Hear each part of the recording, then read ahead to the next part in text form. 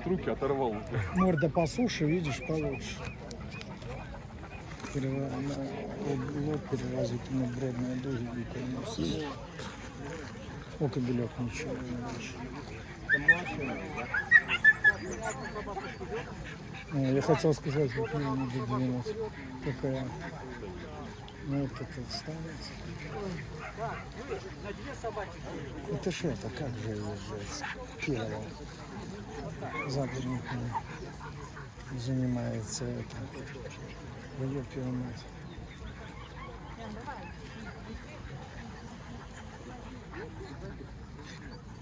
А сук уже описывают, да? Пойдем подойдем.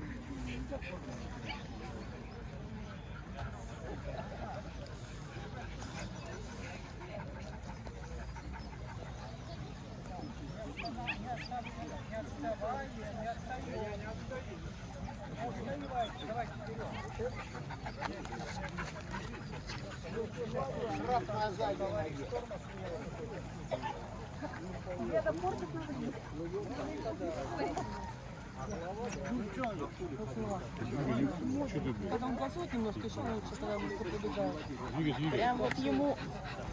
Двигай. Давай, давай. Хорошо. Смотри, да.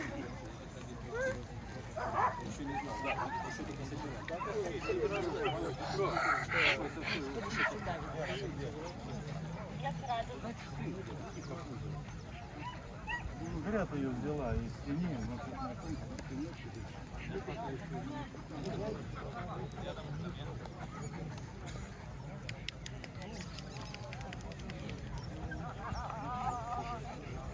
Давай еще одну хотя бы.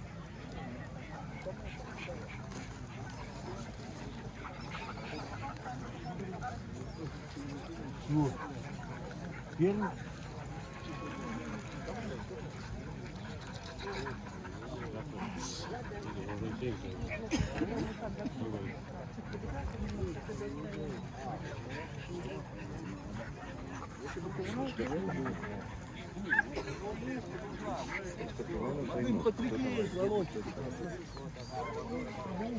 Здравствуйте. Увлечение ваше не прошло, я смотрю. Никак. Молодцы. Так, сейчас где наш рынок? А, вон. Там на старт идем.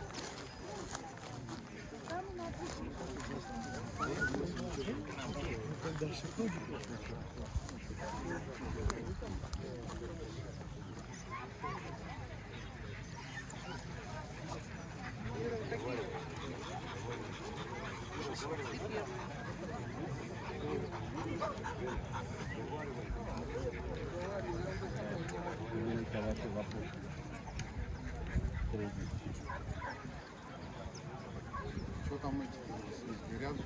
Они спят.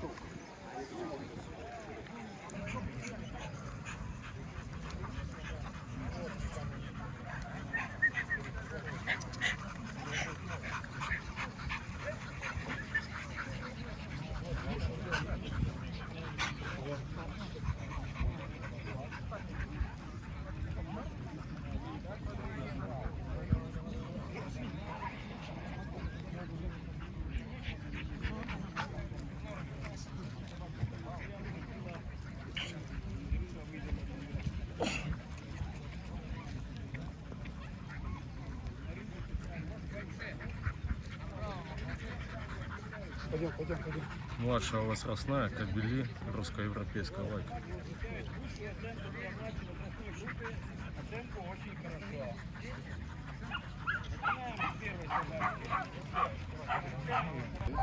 Как бы для русских. Все для младшего.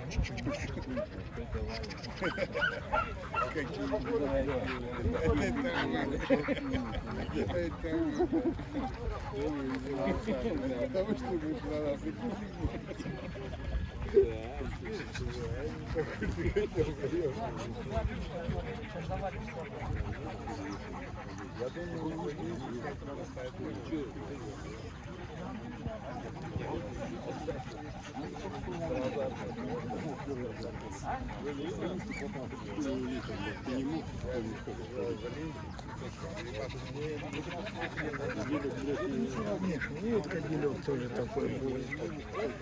Мне вот тот, который перед ним больше понравился. И вот черный, ничего, но видишь, какой задний скакательный сустав. Коротенький.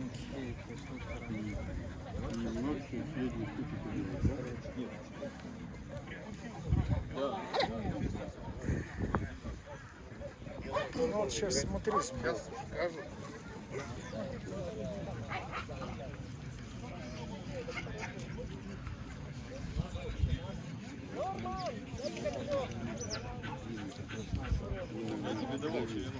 Когда? А, сегодня тут?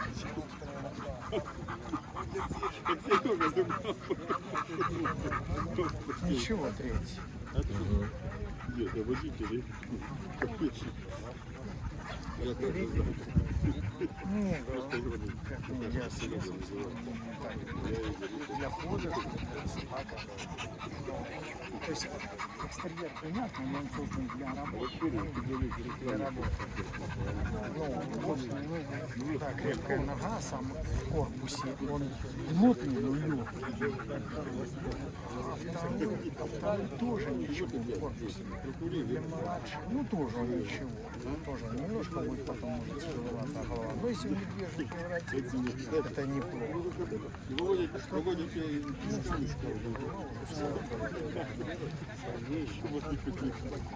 Не знаю, они не говорят. Какой-то секрет. Да, груди нет, видишь. Узкая грудь, размер передних ног. Ну, значит, надо.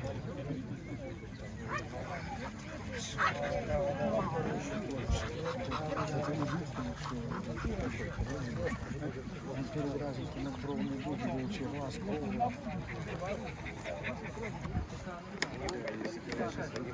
Внимание, товарищи, закончился ринг. Русско-европейская лайка, младшая возрастная группа. Возраст собаки от 10 месяцев до 1,5 лет. Ринг достаточно яркий для младшей возрастной группы. Но погода свои коррективы внесла. То есть собаки начинают потихоньку разваливаться. Вот. Но это нормальное явление, поэтому мы не затягиваем здесь ничего. Коротко. Данная порода была сформирована окончательный стандарт принят русско-европейской лайки в 1952 году. В 1979 году стандарт несколько поменяли. А что поменяли? А поменяли в основном, убрали оттуда рыжий был окрас. Кстати говоря, кто не знает, собаки эти были в первом стандарте окрас рыжий с подпалами и серый. Потом стали эксперты работать, кто занимались разведением этой породы, приходить к единому темному черному окрасу. Черный окрас, черный с белым, черно-пеги, белый с черным. Вот. И как вы видите, порода в настоящий момент сформирована по окрасу, нет у нас ничего. Крапа нет на собаках, хотя он допускается незначительный. Серого окраса нет, хотя он в правилах, в стандарте, он остается как недостаток. Если кто читал правила по окрасу для стандарта русско-европейских лаек, то вы там можете это найдете. Но мы сейчас уже забыли про этот серый окрас. Стандарт для кобелей, рост 52-58. Значит, промерили мы самого крупного кобеля. Он входит в стандарт. Допускается на 2 сантиметра быть выше в холке. Но это будет, то есть до 60 сантиметров. Но это будет. Не допускаю, это не допуск, это недостаток. Это недостаток по росту. Дальше. Голова у этой породы собак должна быть Заостренная морда, сухая голова, вот, заостренная, так, щипец, несколько, не щипец, морда, чуть несколько короче черепной коробки, вот, так, и переход, выраженный переход, в меру выраженный переход от морды, значит, к черепной коробке. Колодка у собаки приближается к квадрату, а если проще говоря, кто знает все эти дела, значит, от 100 до 103 сантиметров. Что это такое? Это высота в холке равна длине по косой линии, то есть индекс растянутости. Если он уже, допустим, чуть подрастянутый, значит он попадает в стандарт. То есть вот 102 сантиметра, собака все равно должна выглядеть несколько подрастянута, но в меру. Кобели должны быть сухие, крепкие. Это тип конституции обязательно для этой породы. Вот. Здесь мы, смотрите, вот два кобеля первых у нас идут. Вот. Они сухие. Почему мы их сюда поставили? Сухие и крепкие, что соответствует именно стандарту данной породы. Первый кобель, поверните его, пожалуйста, сюда. С очень темным глазом. Очень темный глаз, с хорошей скуластостью, с хорошим шерстным покровом, несмотря на то, что сейчас лето, баки, муфта хорошая, холка выражена. Ну, претензий к этой собаке у нас практически нет. Собака получает, естественно, он ходит первый, оценку очень хорошо. Кстати говоря, в младшей возрастной группе это наивысшая оценка. Так что вы, кто получит собака, у кого получит собака оценку хорошо в младшей возрастной группе, не переживайте. Это все собаки начинают набирать мышечную массу, подизменятся, вот, поднаберут физику, и все может исправиться. Дальше следующая собака. Извините, пожалуйста, а можно сказать, от какой собаки хорошо будет? Да. 4 собаки у нас хорошо получили, да. Я потом подойду, я все объясню. Все, ну, достаточно. Следующая собака, вторая. Коротко буду рассказывать, потому что иначе нас времени не хватит. Чем она проигрывает этой собаке? Чуть светлее глаз. Остальное все тоже прилично. То есть, девушка, посмотрите в глаза той собачки и свои. И вы все это дело увидите. Вот. А так, в принципе, хороший кобель. Дальше. Кобель. То же самое. Особых таких замечаний нет. Но вы учтите, когда они стоят, это одно. Когда они в движении, физика, они где-то спинка провисает, где-то чего-то. То есть вот они ходят, вроде ничего, потом смотришь, раз, собака собралась и наоборот разваливается. Поэтому здесь у собаки может быть поменьше скуластости, чем вот у этих двух собак. Но глаз темно-карий, так, хорошие пропорции головы, чистый окрас у него никаких замечаний нет. Следующая собака. То же самое, примерно по голове одинаково, глаз потемнее. Дальше, следующая тоже, это все собаки, у нас всего 21 собака, 4 последние собаки у нас получают оценку хорошо. А все остальные собаки, идущие, они получают оценку очень хорошо.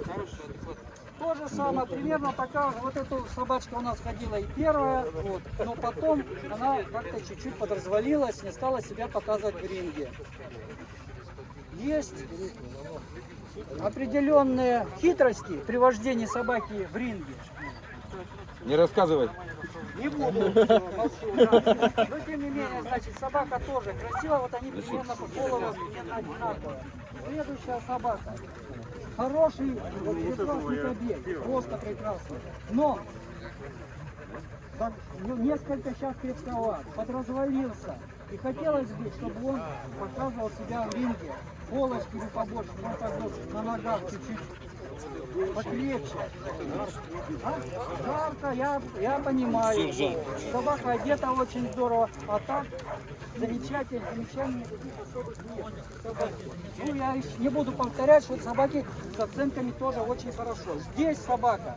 Вот эта собака по колодочке примерно такая же, чуть может быть крепковата в данный момент для русско-европейской лайки. Но у этой собаки, поднимите, у нее куполок есть небольшой.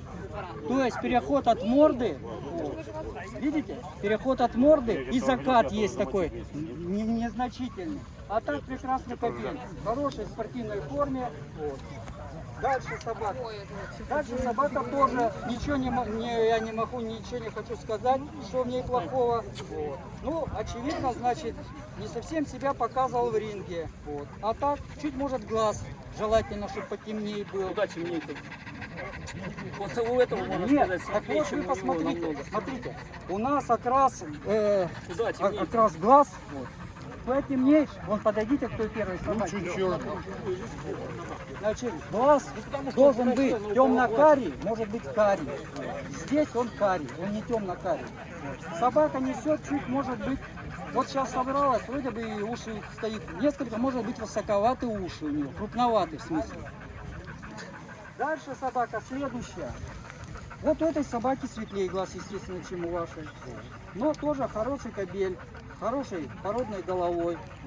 Замечаний таких особых нет. Незначительно там, ну, я не считаю, что это крапы, это пятна небольшие на передних ногах. Это просто как замечание. Вот.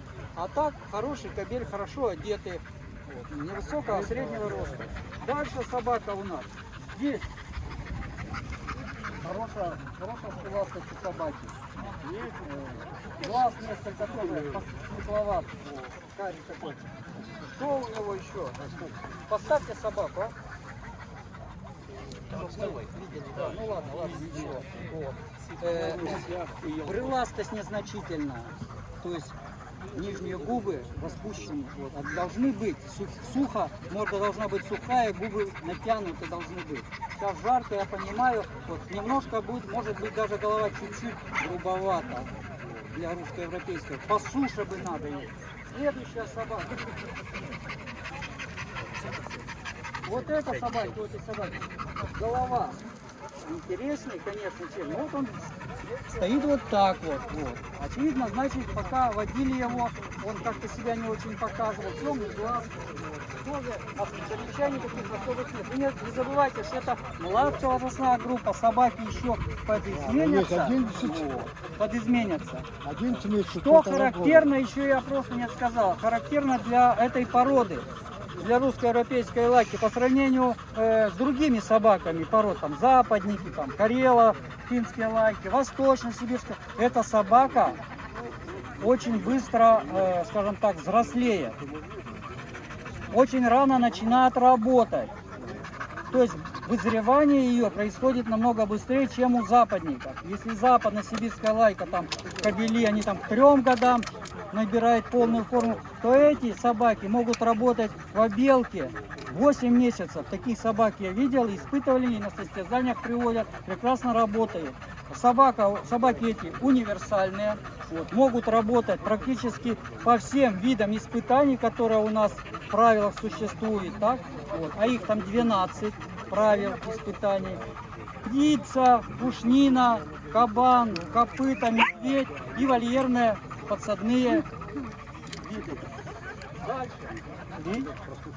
Что еще? И светлый глаз. Ну, головка у нее немножко такая грубоватая. Дальше, я уже говорил про вашу собаку. Да. Здесь то же самое. Глаз, кстати говоря, здесь очень темный. Мы вот тут этого мужчину с этой собачкой тусовали туда-сюда. Ну, может быть, он в настоящий момент не совсем там стоит, где он сейчас находится. Но оценка у него все равно очень хорошо. Вы поймите только правильно, что мы все это дело все равно смотрим только в движении. У нас какие-то были нюансы, а так темный глаз. Вот темный глаз. Да? Вопрос ответ. Ну, оценка и голова хорошая, да, согласен. А вы ее В принципе, почему и интересно, да, вот прям. Про Это него попитка. был Сейчас поднимите его просто. Он хорошо одет. Вообще он Хорошая пропорция. Несколько подрастянут. да, Ну, я бы тоже Ну, не не, сказал. не. Вот. Но собака все равно в хорошей форме. Дальше следующая собака. Иди, дай ему попить, да, хоть маленько. С этой собакой. Уши несколько высоковаты. Для этого корпуса, для русской английской, чуть может быть высоковатый уши. Крупновато ухо. Не высоковато, а крупновато. Дальше следующая собака.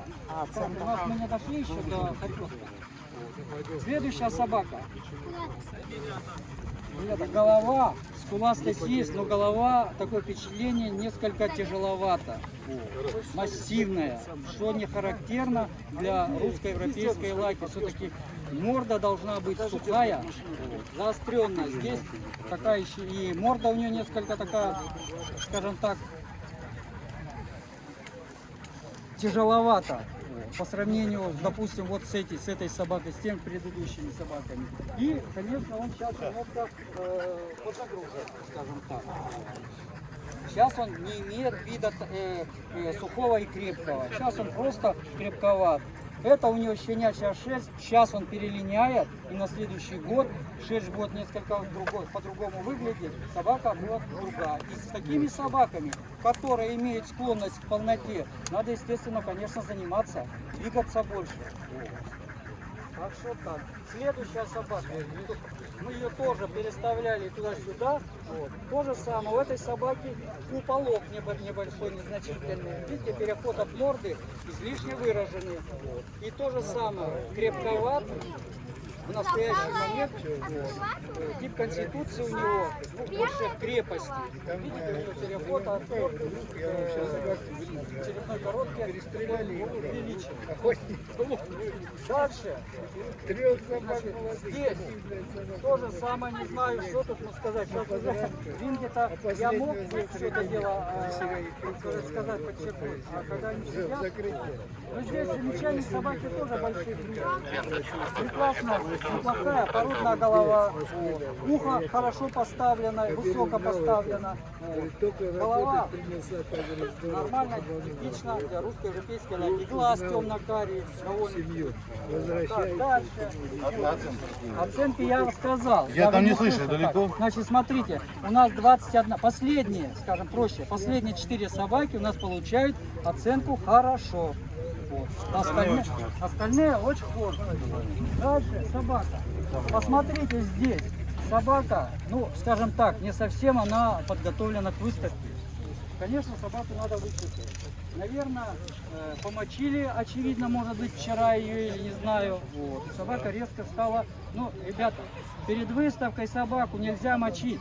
Тем более, когда собака в процессе линьки начинает. Как только вы ее помочили, через день, через два она начинает лезть.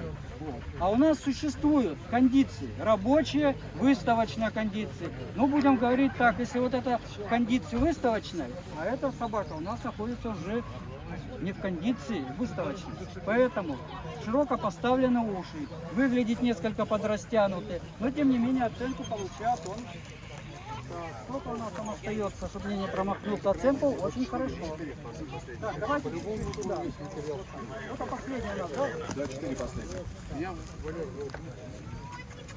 Так, вот смотрите здесь. Собака у нас вот эти, раз, два, три, 4 получает оценку хорошо.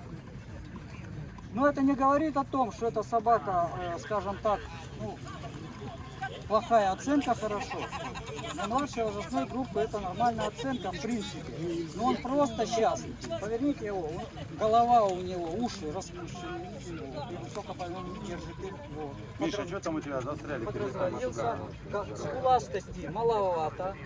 Видите, у него нет скуластости. За счет баков это еще как-то просматриваться.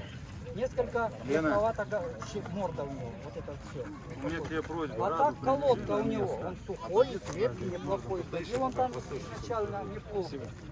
Но вот так вот. Но, я еще раз говорю, собака в следующем сезоне, в следующей выставке, вот, она в нормальной одежде, а так замечаний особых нет. Вот только он то, что у него простовата голова.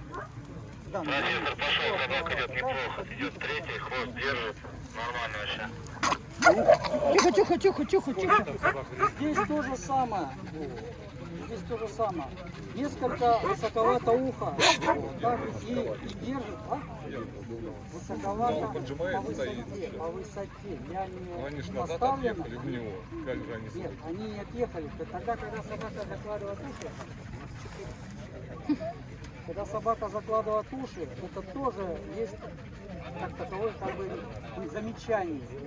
Собака идет, все время закладывает уши. Так? Здесь. Он не зря у нас здесь перебирали.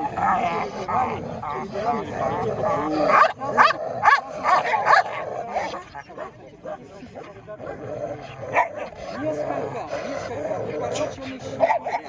Не щипец, а морда. Щипец нет такого понятия. Морда, длина морды должна быть чуть короче. А здесь он как получаться укороченный, покороче. И поэтому даже и смотрится, видно, что он чуть покороче. А так собака, не знаю, очевидно, пока он ходил, практически ходил, собака у себя пигментация, депигментация губ.